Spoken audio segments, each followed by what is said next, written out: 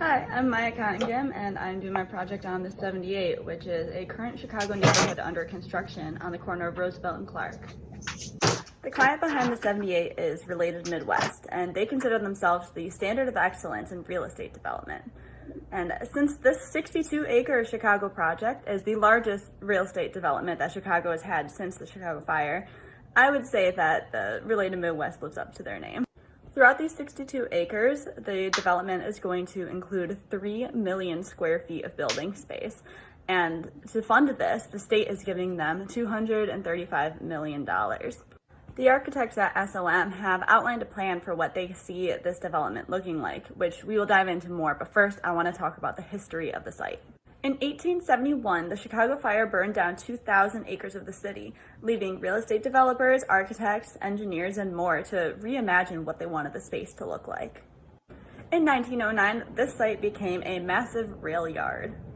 In 1971, Union Station was taken over by Amtrak, so this yard was no longer used as a rail yard. Since the space was no longer used as a rail yard, in 1977, a whole 6 years later, they decided to remove all the rail lines in the area. Now, for 39 years, this site ended up being completely vacant, until in 2016, Related Midwest thought they could do more with this site. So they came up with this idea of creating a new Chicago neighborhood and calling it the 78, since it actually is the 78th neighborhood that Chicago has. In 2017, the Discovery Partner Institute, or the DPI, chose this site as the future home of their new research institution. But it wasn't until 2019 when plans were approved and infrastructure work began. Now, in 2020, construction is going on, and regardless of the pandemic, construction pushed forward. This video is a video of what the site looks like currently. We are standing at the corner of Roosevelt and Clark, so imagine putting yourself in the middle of the street and taking a 360 loop around, and this is what you would see. Now, I've mentioned a few times of this being at the corner of Roosevelt and Clark, but I think it's important to note that the Chicago River is also lining an entire side of this development. As you can see in this is what the current site looks like from above. Take note in this picture of key features that may or may not be there next time. And now here's the rendering of what they want the site to look like. So as you can see, there's actually still a lot of green space in this, and that's one of the first things that popped out to me when I looked at this view. Now, focusing in on that green space was one of the goals of the architects of this project, and their key phrase was open space makes the space. So as you can see in these renderings, they really want this wide open space that you see a lot of greenery to bring in that nature aspect regardless of all the skyscrapers and buildings surrounding. In total, this site has 11 acres of green space, which, considering it's only 62 acres large, that's a lot of space. The top left picture shows how as you're walking down the street, you're not just hit with a wall of buildings, but instead get to see all the greenery there just from the street. And the picture on the right is what the new riverfront looks like, which their plan is to connect the riverfront from what currently is starting all the way in Navy Pier and bring it all the way around to here, so it's accessible to all tourists and residents and whoever else wants to walk down.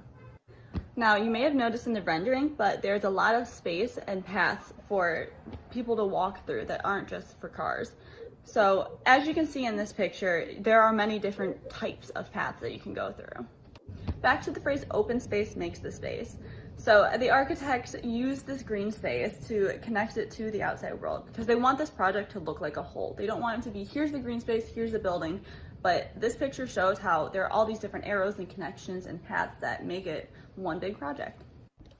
But of course, we're in a city, so people need their cars, they need their trains, and walking isn't the only way to get around.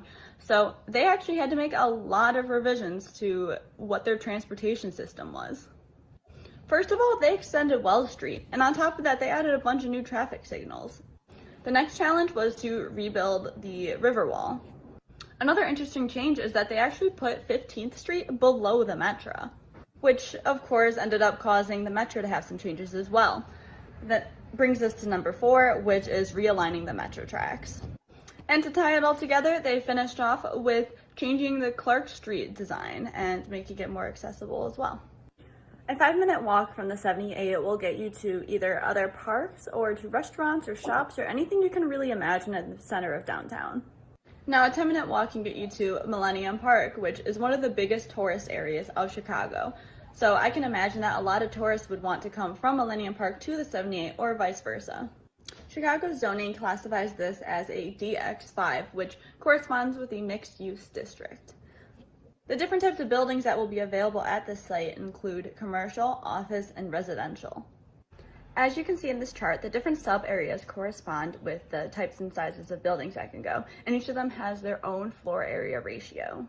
As you can see in this picture, the taller buildings are along the Roosevelt and Clark Street border, but the ones stepped right in front along Clark Street are only about 2 to 5 stories. Then to reinforce the saying, open space makes the space, they keep the riverfront very human-scaled, where the buildings are not too tall and it feels very close to what the scenery and nature is around. And on this slide, you can see how they're going to construct the project and its many different phases. Considering that designing a new river wall is one of the most important things, it makes sense that they would start at the river and then build out. Chicago is not known to have the most stable climates throughout the years, as it can go from a -degree temperature up to the 90s or even hundreds sometimes. So when looking at this site, although they wanted the green space to matter the most, it's important to recognize that half the year, this space isn't going to have anyone in it, unless they're transporting from home to work or getting food or something, but no one's going to be hanging out outside. So they had to consider that the weather was a big impact in their design. Most projects also come along with the political aspects of it, and when it comes to this, gentrification comes in mind, because this project, although it is nice and glamorous, isn't nice and glamorous to everyone. Some of the nearby residents were very concerned that their property taxes were going to go up and that they weren't going to be able to afford the houses that they live in anymore. To address some of these concerns, there are 500 different residential units placed aside specifically for affordable housing, but when you look at the 10,000 total that they're going to have, 500 doesn't seem like a lot. A lot of those affordable housing units are actually off-site and aren't even going to be in the 78 neighborhood. While doing my research on this project, I remembered a park that I visited when I was in Sydney, Australia, and it's called Tumbalong Park and is part of Darling Harbour, which also is near a large part of water and has an arching shape, as you can see in this picture. The thing that really stuck out to me is actually these two pictures. Is that a coincidence? I wanted to conclude with this beautiful rendering because it really shows how easily the 78 fits into the Chicago scenery as it already is. On the left you can see the Willis Tower, and on the right the NEMA, and it seems like the 78 fits right in. So it not only achieves this goal of keeping the open space, but it also creates this new part of Chicago that will be available to all residents and tourists and whoever else wanted to come see it. Thank you for listening to my presentation. I am definitely looking forward to seeing this once it's completed in the summer of 2024.